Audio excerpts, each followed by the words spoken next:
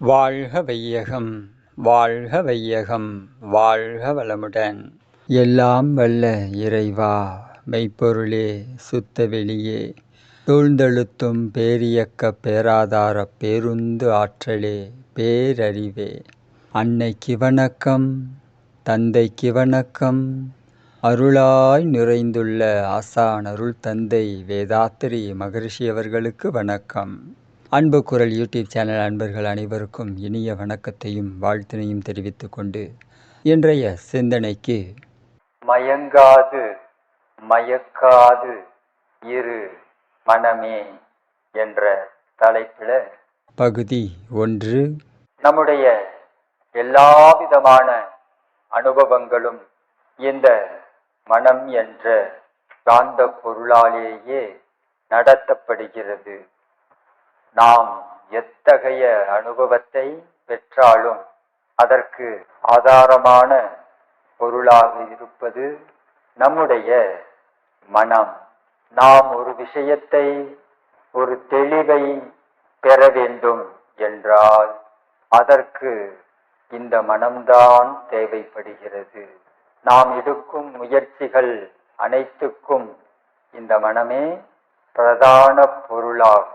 எத்தகைய மனம் எப்படி இருக்க வேண்டும், எப்படி இப்போது இருக்கிறது, இதை எப்படி நாம் வளமோடும் முறையோடும் நிறைவுபடுத்துவது என்பதை பற்றிய சிந்தனையே மயங்காது மயக்காது இரு மனமே. தான் மயங்கியும் பிறரை மயக்கியும் வாழும் மனோநிலையிலிருந்து மனிதர்கள் தங்களை தாங்களே விடுவித்துக் கொள்ள வேண்டும். மகரிஷி இந்த வாசகத்தை கொடுக்கிறாங்க. அப்ப நாம ஒரு விஷயத்துல மயங்குறோம். மயங்கிய போது மற்றவர்களையும் அதே விஷயத்தில், அதே நிகழ்ச்சியில் மயக்குவதற்காக முயற்சி செய்வோம் என்பதுதான் உண்மை. அதனாலதான் நாம மயங்கக்கூடாது, மயக்க நிலை தவிர்த்து வாழ வேண்டும் அப்படிங்கிறத மகரிஷி தெளிவா சொல்றாங்க. இந்த மயக்க மனோநிலையை வைத்து கொண்டு அந்த பூரண பொருளை, அப்பழுக்கு இல்லாத தூய பொருளை உணர்வது என்பதோ, அல்லது அடையாளம் தெரிந்து கொள்வது என்பதோ, அல்லது அதனோடு இணைந்து விடலாம் என்பதோ நடக்காத காரியம். நம்முடைய மனதை நாம் தூய்மையாக வைத்துக்கொண்டு மயக்கம் நீங்கிய நிலையில் அதை பழக்கப்படுத்தி தயார்படுத்தும். இந்த தயாரிப்பு வேளையில் எந்த அளவுக்கு நாம் நம்மை ஈடுபடுத்திக் கொள்கிறோம் அப்படிங்கிறதுல நமக்கு ஆழமான சிந்தனையும் தெளிவும் தேவை. சாதாரணமா நமக்கு ஒரு விஷயம் பிடிச்சிருக்கு, ஒரு விஷயம் பிடிக்கல, விருப்பு வெறுப்பு தன்மை, இது எதன் மீது வேண்டுமானாலும் இருக்கலாம். இந்த விருப்பு வெறுப்பு தன்மை என்பது நம்முடைய மனதில் இருக்கிறது என்றால் நம் மனம் எதற்கோ மயங்குகிறது என்று பொருள். வெறுப்புத்தன்மை இருக்கிறது என்றால் நம்முடைய மனதை கொண்டு நம்முடைய உயிர் மீது, நம்முடைய உயிரை பற்றிய உண்மைகளை உணர்ந்து கொள்ள முடியாது என்று பொருள். அப்ப விருப்பும் இருக்கக்கூடாது, வெறுப்பும் இருக்கக்கூடாது. மகரிஷி முனை மனம்னு பேசுவாங்க. முனை மனம், ஷார்ப் மைண்ட். இந்த முனை மனதை கொண்டுதான் நாம் இந்த பிரபஞ்சத்தில் உள்ள இயற்கை பற்றிய எல்லா உண்மைகளையும் தெரிந்து கொள்ள, புரிந்து கொள்ள, அனுபவமாக்கிக் கொள்ள முடியும். இந்த மனத்தை எப்படி முனை மனமாக மாற்றுவது? அது மழுங்கிய மனமாக இருந்தால் உயிர் மேல போய் ஸ்டேபிள் ஆகாது. உயிர் மேல போய் நம்முடைய மனசு ஒன்று கலக்கணும், இணையணும், அதுவா மாறணும். அப்படின்னா அதற்கு மழுங்கிய மனதை கொண்டு முடியாது. அதுக்குதான் மகரிஷி முனை மனம், சாஃப்ட் மைண்டை உருவாக்குங்க. அதற்காக கொடுக்கப்பட்டதுதான் மனவளக்கலை பயிற்சி. விருப்பு வெறுப்பு அப்படிங்கிற விஷயத்துல நாம கொஞ்சம் ஆழமா சிந்திச்சோம்னா இது நமக்கு புரியும். என்ன பண்ணாலும், என்ன பேசினாலும், என்ன நினைச்சாலும் அது ஒரு ரெக்கார்ட் ஆகுது இல்லையா? நம்முடைய கருமையத்தில், மூளை செல்களில், புலன்களில், எல்லா இடத்துலையும் ரெக்கார்ட் ஆகுது. அப்ப இந்த பதிவுகள் எல்லாம் பதிஞ்ச மாதிரி அப்படியே தான் இருக்குமா அப்படின்னா அப்படியெல்லாம் அது இருக்காது. எழுச்சி அடையும். எந்த ஒரு பதிவானாலும் சரி, இது என்ன பண்ணும்? எழுச்சி பெறும். அப்ப நாம இந்த மயக்கத்தன்மை வாய்ந்த பதிவுகளை நம்முடைய கருமையத்தில், உடல் செல்களில், மூளை செல்களில், புலன்களில் பதிவு செய்கிறோம் அப்படின்னா நாம ஒரு தெளிவான முயற்சியை எடுக்கும்போது நம்முடைய உயிர்னா என்ன, மனசுன்னா என்ன, அறிவுன்னா என்ன அப்படிங்கிற விஷயத்த, இயற்கையை பற்றிய உண்மைகளை புரிந்து கொள்வதற்காக நாம் முயற்சி எடுக்கும் போது இந்த முயற்சியை தட்டி விடுறதெல்லாம் இதுதான் மயக்க பதிவுகள். மயங்கிய நிலையில் நாம் நம்முடைய கருமையத்தில் பதிவு செய்த பதிவுகள். இந்த மயக்க வினை பதிவு அது நம்மளை கன்ஃபியூஸ் பண்ணும், குழப்பி விடும். இது அது இல்லை, நீ எடுக்கும் முயற்சி சரியில்லை, அது மாதிரி பல்வேறு விதமான கன்ஃபியூஸ் மனக்குழப்பங்களை ஏற்படுத்தும். இப்ப பாருங்க, நிறைய பேரு மனவளக்கலையில பயிற்சி எடுத்துக்கிட்டு அவங்களுக்கு அனுபவம் இதுல சரியான முறையில அமையல அப்படிங்கும்போது வேறு ஏதாவது பயிற்சி கிடைக்குமா, இதை விட பெட்டரா வேற ஏதாவது இருக்குமா அப்படின்னு தேடி போறாங்க. காரணம் என்ன அப்படின்னா அவர்களுக்குள் மயக்க வினை பதிவுகள் ஆதிக்கத்தோடு இயங்குகிறது என்று பொருள். அப்ப நம்முடைய மனசுக்கு இந்த மயக்கத்தன்மையிலிருந்து எப்பாடுபட்டாவது விழிப்பு நிலைக்கு கொண்டு வரணும். நம்முடைய உடல் செல்களில் இருக்கக்கூடிய மயக்க வினை பதிவுகள், புலன்களில் இருக்கக்கூடிய மயக்க வினை பதிவுகள் எல்லாத்தையும் நாம முறைப்படுத்திக்கணும். இதற்கு சரியானதொரு நிறையான பதிவுகளை பதிவு பண்ணணும். அப்படி நாம முயற்சி செய்வதற்கு துணையாக நம்மளுக்கு ஒரு பக்க பலமாக கொடுக்கப்பட்டதுதான் உடல் பயிற்சி, காயகல்பம், தவம், தற்சோதனை. இப்ப உடல் பயிற்சி பண்ணும்போது இந்த மயக்க வினை பதிவுகள் உடம்பு விட்டு வெளியே போகுமா அப்படின்னா போகாது. அது தளர்வடையும். ஸ்ட்ராங்கா இருக்கக்கூடிய அந்த பதிவு கொஞ்சம் தளரும். அப்படி தளரும் போது இந்த சுத்த சக்தி, பியூர் எனர்ஜி, அது கொஞ்சமா அதை ரிமூவ் பண்றதுக்கு முயற்சி பண்ணும். நாம உடல் பயிற்சியை இது மாதிரி எந்த மனோபாவத்தோடு இருந்து செய்கிறோமோ அதற்கு தகுந்தவாறு இந்த நிகழ்ச்சி நடைபெறும். நம்முடைய உடல் பயிற்சி, காயகல்பம், தவம், தற்சோதனை எல்லாமே அது மாதிரி தான். பதிவுகளை எல்லாம் அது வெளியேற்ற முடியாது.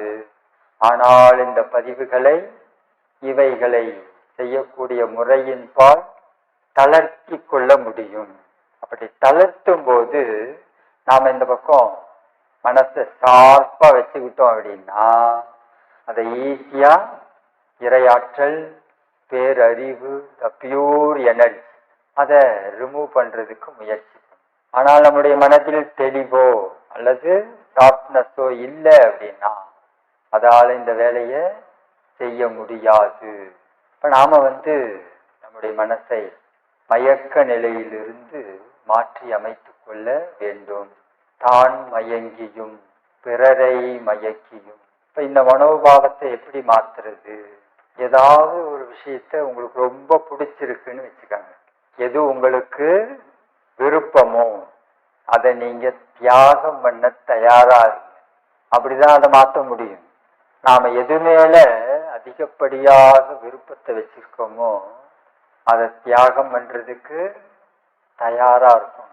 ஒரு சிம்பிளான உதாரணம் சொல்றேனே, ஒரு சிலருக்கு காபி பிடிக்கும், ஒரு சிலருக்கு டீ பிடிச்சிருக்குன்னு வச்சுக்கோங்களேன். நீங்க இந்த காப்பியை இந்த டீயை தியாகம் பண்றதுக்கு தயாரானீங்க அப்படின்னா உங்களுடைய மனசு விழிப்பு நிலைக்கு தயாராகும். உணவு முறையிலிருந்து தான் இந்த கொஞ்சம் கொஞ்சமா கொண்டு வர வேண்டியதா இருக்கும். உறவுகள்ல இதே விஷயம் வரும்போது என்ன பண்ணணும்? நடுநிலைக்கு வந்துடும்.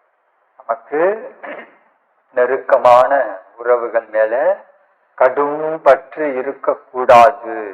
இப்படி கடும் பற்று இருந்தது அப்படின்னா நம்முடைய மனம் தெளிவு பெறுவதற்கு வாய்ப்பு இல்லை. நம்ம மனசுல ஏதோ ஒரு விதமான மயக்கத்தன்மை இருந்து கொண்டே இருக்கும். இப்ப நம்முடைய உறவுகள்பால் இருக்கக்கூடிய கடும் பற்றை தளர்த்திக்கணும், நடுநிலையோட இருக்கணும். அதனாலதான் மற்றவங்க மேல பாசம் வைக்கக்கூடாது, அன்பு வைக்கலாம். அன்பு வேற, பாசம் வேற. பாசம் இருக்கு அப்படின்னா அது கடும் பற்ற உருவாக்கும், எதிர்பார்ப்பு தன்மைகள் இருக்கும். இதெல்லாம் ஒண்ணு கலந்ததுதான் பாசம். கடும்பற்று, எதிர்பார்ப்பு. நாம அவங்களுக்கு அதிகப்படியா நாம அவங்க மேல அக்கறையும் ஆர்வமும் எடுத்துப்போம். அப்ப இதெல்லாம் ஒரு விதமான மயக்கத்தன்மை. இப்ப இந்த மயக்கத்தன்மை நம்முடைய மனதுக்கு, நம்முடைய உயிரை உணர்வதற்கான அந்த ஷார்ப்னஸை கொடுக்காது. மனசை மழுங்கடிச்சுக்கிட்டே இருக்கும். இந்த முனை மனம் உருவாகாது. போய் நம்மளுடைய மனசு உயிர் மேல நிக்கணும், ஸ்டேபிள் ஆகணும். ஆனா இந்த பதிவுகள் என்ன பண்ணும்? அந்த முயற்சி எடுக்கும் போதெல்லாம் முனைய மழுங்கடிச்சு. அதனாலதான் மகரிஷி அன்புங்கிறது கடமை உணர்வோடு இருக்கக்கூடிய அரவணைப்பு தன்மையோடு அவங்களுக்கு நாம என்ன செய்யணுமோ செஞ்சு கொடுக்கக்கூடிய மனப்பான்மை. ஆனால் பாசம் என்பது அப்படி இல்லை, அப்படி இல்லை. பாசம் இருக்கக்கூடாது, அன்பு இருக்கலாம். நம்முடைய கடமைகள் என்னவோ அதை நாம தெளிவா செய்வோம். மேற்கொண்டு அவங்களுக்கு என்ன தேவையோ அதை செய்யறதுக்கும் தயாரா இருக்கும். வெறுப்பு இருக்காது, எதிர்பார்ப்பு இருக்காது. அவங்களுக்கு நாம் செய்ய வேண்டிய கடமை இது அப்படிங்கிற நிலையோட நாம் அவங்களோட தொடர்பு கொள்ளும். இப்போ பாசத்தோடு இருக்கும்போது இந்த தன்மைகள் எல்லாம் அப்படியே மாறுது. இது நம்முடைய கருமையத்தில் ஒரு மயக்கத்தன்மையை உருவாக்கி கொண்டே இருக்கும். நாம் அறிவை பற்றி உணர்றதற்காக ஏதாவது ஒரு முயற்சி எடுத்தாலும் அது டைவர்ட் பண்ணி விடும்.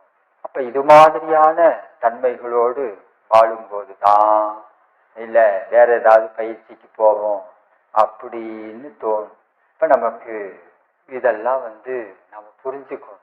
ஏன் இப்படியெல்லாம் எனக்கு ஒரு உணர்வு, ஒரு சிந்தனை வருது அப்படின்னா நம்மளுடைய முயற்சியில ஏதோ ஒரு பிழை இருக்கும்னு யோசிக்கணுமே ஒழிய, இல்லை இது நமக்கு டோட்டலா ஒத்தே வராது அப்படின்னு முடிவு கட்டிட கூடாது.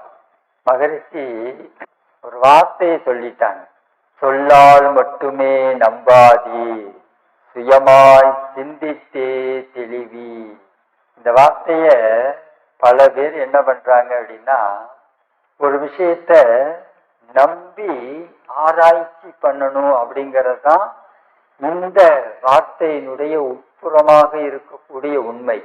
மகரிஷி கொடுத்த இந்த வார்த்தைக்கு பேக்ரவுண்ட்ல இருக்கக்கூடிய அந்த உண்மை தன்மை என்ன அப்படின்னா, ஒரு விஷயத்தை நம்பி ஆய்வு செய்யுங்கள் அப்படின்னு.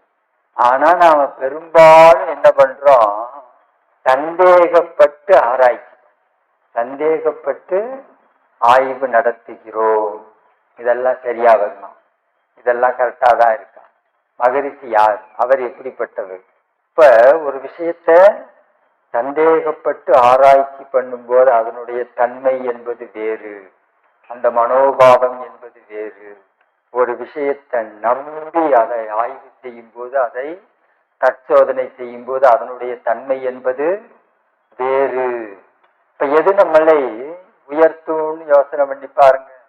எது நம்முடைய உயிருக்கு நல்லது, எது நம்முடைய கருமையத்துல பதிவை ஏற்படுத்தினா அது நம்மை மேலும் மேலும் அறிவில் சிந்தனையில் உயர்த்தும். ஆனா பெரும்பாலும் என்ன பண்றோம்? சந்தேகப்பட்டு ஆராய்ச்சி.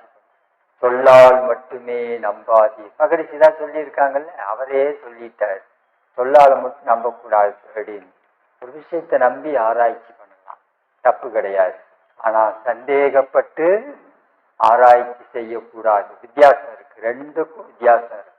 உள்ளதை உள்ளவாறு உணர்தல், இருக்கிறத இருக்கிற மாதிரியே நாம புரிஞ்சுக்கணும். அப்படின்னா இந்த மயக்கத்தன்மையிலிருந்து நம்முடைய மனதை நாம் விடுவித்து கொண்டுதான் ஆக வேண்டும். அப்படி இல்லை அப்படிங்கும்போது இந்த மனதை கொண்டு எதையெல்லாம் நாம் புரிந்து கொள்கிறோமோ உணர்ந்து கொள்கிறோமோ அதிலெல்லாம் ஏதாவது ஒரு மயக்கத்தன்மை, அதனுடைய உண்மை நிலை என்ன என்பதை நமக்கு புரிய வைக்காத ஒரு நிலை இருந்து கொண்டே இருக்கும். அதனாலதான் நம்ம கடை சேர மாட்டேங்கிறோம். எது தடுக்குது அப்படின்னா பதிவு தான். பதிவுகள் தான் எல்லா விஷயத்தையும் எல்லா இடத்தையும் தீர்மானிக்கும். அப்ப நாம கொண்டு போய் வைக்கக்கூடிய பதிவுகள் எது மாதிரி இருக்கணும் அப்படிங்கிறத நாம கொஞ்சம் கவனத்தோட ஏற்படுத்தும். பதிவுகள் சாதாரணமானது கிடையாது. அயரா விழிப்பு நிலையோடு ஒரு பதிவை ஏற்படுத்தும் போது அது மேலும் மேலும் நம்முடைய அறிவை சிந்தனையை உயர்த்தும். மயக்க நிலையிலிருந்து ஒரு பதிவை ஏற்படுத்தும் போது அது மேலும் மேலும் நம்மை மயக்க நிலைக்கே இழுத்து செல்லும். இப்ப நமக்கு இந்த ஷார்ப்னஸ் இன்னும் உருவாகல அப்படின்னா அந்த பக்கம் நாம இன்னும் டிராவல் ஆகலன்னு அர்த்தம். இருக்கு, ஆனா நாம என்ன பண்ணல, அந்த பக்கம் செல்லவில்லை. அப்ப அந்த பக்கம் நாம நகரணும் அப்படின்னா முதல்ல இங்க சில விஷயங்களை அடிப்படையில நாம புரிஞ்சுக்கணும், மாத்திக்கணும். அப்படி அதற்கான முயற்சியில் நம்மை ஈடுபடுத்தி கொள்ளும் போது நம்முடைய மனம் மயங்காது, பிறரை மயக்காது, தெளிவாக இயங்கும். அந்த முயற்சியை நம்ம கொஞ்சம் ஆழப்படுத்திக்கணும், அதை தற்சோதனை பண்ணிக்கிட்டே இருக்கணும். மேலும் மேலும் அதை வலுப்படுத்தக்கூடிய செயல்களில் நம்மை ஈடுபடுத்தி கொள்ள வேண்டும். நம்ம சும்மா வீட்டில்தான் இருக்கோம் அப்படின்னா மகரிஷியினுடைய சிந்தனைகள் புத்தக வடிவில் இருக்கு, ஆடியோவா நமக்கு இருக்கு. அதெல்லாம் என்ன பண்ணலாம், மேலும் மேலும் கேட்கலாம். இல்ல நாளைக்கு நமக்கு ஒரு நாள் ஃபுல்லா ஃப்ரீயா இருப்போம் அப்படின்னா மௌனம் இருங்க, மௌனம் போட்டுட்டு மௌனம் இருங்க. அப்படி எல்லாம் நாம முயற்சி பண்ணும்போதுதான் நம்முடைய மனதை இந்த மயக்கத்தன்மையிலிருந்து விடுவித்துக் கொள்ள முடியும். அப்படி இல்லை அப்படிங்கும்போது இந்த மயக்கத்தன்மை நம்ம கூட டிராவல் ஆகிட்டே இருக்கும். ஜான் ஏறுனா மொளை தரும், எல்லாம் இதோட வேலை தான். நம்ம கஷ்டப்பட்டு ரொம்ப சிரமப்பட்டு ஏறி இருப்போம் ஜான், ஆனா ஈஸியா பிடிச்சி கீழே இழுத்து விட்டோம். இப்ப இந்த நாம் ஏற்படுத்தக்கூடிய பதிவுகள் எது மாதிரி இருக்க வேண்டும்ங்கிறதுல நமக்கு தெளிவு தேவை. தெளிவாக இருந்து நாம் ஏற்படுத்தக்கூடிய விழிப்பு நிலையோடு உருவாக்கி கொள்ளக்கூடிய இந்த பதிவுகள் தான் இந்த முனை மனதை உருவாக்கும். அந்த மனசுதான் என்ன பண்ணாது, மயங்காம இருக்கும், எதிலேயுமே பற்று இல்லாமல் இருக்கும். வள்ளுவர் இதைத்தான் அந்த குறள்ல சொல்லியிருக்கார். பற்றுக பற்றற்றான் பற்றினை அப்பற்று பற்று விடற்கு. எவ்வளோ பெரிய விஷயத்தை சொல்லியிருக்கார். பற்றற்றான் பற்றினை, எல்லாத்தோடையும் இருக்கக்கூடிய ஒரு பொருள், அந்த பொருளோடு உன்னை நீ இணைத்துக்கொள். எதற்காக என்றால் உன்னுடைய பற்றுக்களிலிருந்து நீ விடுதலை பெறுவதற்காக. வேற வழியே கிடையாது. இப்ப இந்த சுத்த வெளியினுடைய தன்மைக்கு தகுந்த மாதிரி நாம நம்மளுடைய மனோபாவத்தை கொஞ்சம் உயர்த்திக்கிட்டு அதோட கனெக்ட் ஆகும். இது இந்த பதிவு நமக்கு நாளுக்கு நாள் அதிகரிக்க அதிகரிக்க குறிப்பிட்ட பர்சன்டேஜுக்கு மேல போகும்போது மற்ற பற்றுக்களிலிருந்து நம்மை நாம் விடுவித்துக் கொள்ள முடியும். இதுலெல்லாம் நாம பற்றோட இருக்கோம்னு ஒரு லிஸ்ட போடுங்க. அப்ப இந்த பற்றுக்களிலிருந்து நாம வெளியே வரணும் அப்படின்னா அதற்கான செயல் பயிற்சி என்ன என்பதை சிந்தனை செய்யுங்கள். இதற்கு பக்கபலமாக நமக்கு கொடுத்திருக்கிறது தான் மனவளக்கலை பயிற்சி. இந்த மனிதனுடைய கருமையம், இந்த கருமையத்துக்குன்னு சிறப்பு தன்மைகள் இருக்கு. இதற்குன்னு ஒரு ரூல்ஸ் அண்ட் ரெகுலேஷன் இருக்கு. அதையெல்லாம் நாம கொஞ்சம் ஃபாலோ பண்ணணும் அல்லது புரிஞ்சுக்கணும்னு முயற்சி பண்ணும்போது மட்டும்தான் அது வெளியே வரும். அது வரைக்கும் அது அதுக்குள்ளேயே அமைதியா இருக்கும். கேளுங்கள் கொடுக்கப்படும், தட்டுங்கள் திறக்கப்படும். இதுதான் நீங்கள் முயற்சி எடுத்தால் மட்டுமே இந்த நிகழ்ச்சி நடக்கும். நீங்கள் முயற்சி எடுக்கவில்லை என்றால் இந்த நிகழ்ச்சி நடக்காது. நம்ம கருமையத்தில் உள்ள சிறப்பு தன்மைகளை மேலோங்க செய்து கொள்வதற்கான முயற்சி. அப்ப இந்த மனித கருமையத்தில் உள்ள தன்மைகளை, அதற்குரிய சிறப்பு அமைப்புகளை நாம ஆய்வு செஞ்சு இன்னதுதான்ங்கிறத புரிஞ்சுக்கணும். இப்ப இந்த மனிதன் எதற்காக இந்த பூமியில் தன்மாற்றம் அடைந்தது, என்ன காரணம் அப்படின்னா, இந்த பிரபஞ்ச நிலைகள் எல்லாமுமாக இயங்கிக் கொண்டிருக்கக்கூடிய அந்த பேராற்றல் இறைநிலை, அதிலிருந்து பிரிஞ்சு வந்த பொருள் தான் இன்னைக்கு மனித கருமையமா நிக்குது. அப்ப இந்த மனித கருமையம் மீண்டும் போய் எங்கிருந்து வந்ததோ அங்கேயே இணைய வேண்டும்.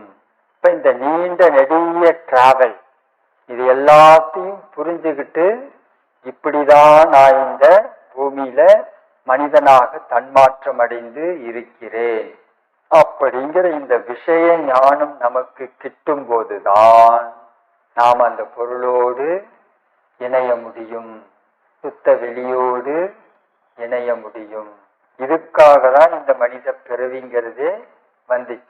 ஆனா வந்தது மாதிரியே இருந்தா போய் அவனோட கலக்க முடியுமா, இணைய முடியுமான்னா முடியாது. நாம எப்படி வந்தோமோ அப்படியே போய் அவங்க கூட சேர முடியாது.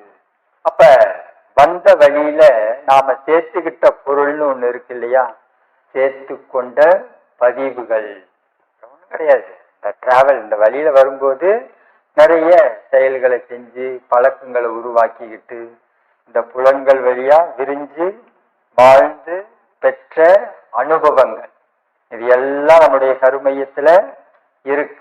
அப்ப இந்த கருமையத்துல இருக்கக்கூடிய இந்த பதிவுகளை கொஞ்சம் கொஞ்சமா நமக்கு இறை ஆன்மாவை, இறைநிலையை உணர்வதற்கான தகுதியை இந்த ஆன்மாவுக்கு நாம் உருவாக்கி கொடுக்க வேண்டும்.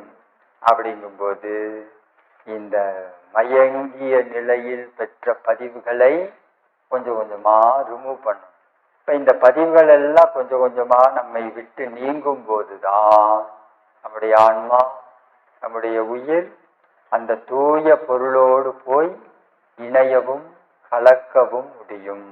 அப்ப இதுக்கு தடையா இருக்கிறதெல்லாம் இதுதான், இந்த விளங்கின பதிவுகள். இப்ப இந்த விளங்கின பதிவுகள் எப்படி உருவாச்சுன்னு யோசனை பண்ணுங்க. புலன்கள் வழியாக மயங்கி இயங்கி பெற்ற பதிவுகள். இப்ப அதே புலன்கள் வழியாக நாம விழிப்பு நிலையோடு இருந்து இயங்கி மேல் பதிவுகளை ஏற்படுத்தும் போது இந்த மயக்க பதிவுகளை மாற்றி அமைக்கின்றோம். இததான் நாம் வாழும் முறை. இப்படித்தான் நாம் வாழ வேண்டும். புலன்கள் வழியாக மயங்கி பெற்ற பதிவுகளுக்கு மேல் பதிவாக அதே புலன்களை விழிப்பு நிலையோடு இருந்து பயன்படுத்த வேண்டும். இந்த மனம்தான் எல்லாத்துக்கும் இடையில இருக்கக்கூடிய பொருள். அது காந்தமாக இருந்து இயங்குகிறது.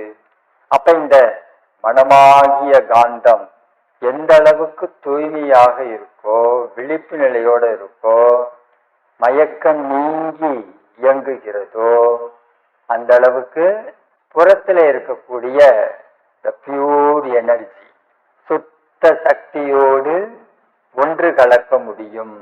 அப்படி அதோடு ஒன்றிணையும் போது அதை பற்றி ஒரு அனுபவங்கள் எல்லாம் நமக்கு டிரான்ஸ்பர் ஆகும். அதை பற்றிய அனுபவங்கள்லாம் நம்மளுடைய கருமையத்தில், உடல் செல்களில், புலன்களில் அதிகரிக்கும். அப்ப இந்த விழிப்பு நிலையோடு நாம் இருந்து செய்யும் செயல்கள் நம்மை நாளுக்கு நாள் ஞானத்தை உருவாக்கும், ஞானத்தை உருவாக்கி கொடுக்கும். இது இன்னதுதான் என்பது நமக்கு புரியும். இதனுடைய தொடர்ச்சியை அடுத்த பகுதியில் தொடர்வோம். இந்த சிந்தனை உங்களுக்கு பிடிச்சிருந்ததுன்னா நம்முடைய யூடியூப் சேனலை சப்ஸ்கிரைப் பண்ணிக்கோங்க. தெரிந்த அன்பர்களுக்கு ஷேர் பண்ணுங்கள். இந்த சிந்தனை பற்றிய கருத்துக்கள் வரவேற்கப்படுகின்றன. நன்றி, வாழ்த்துக்கள், வாழ்க வளமுடன்.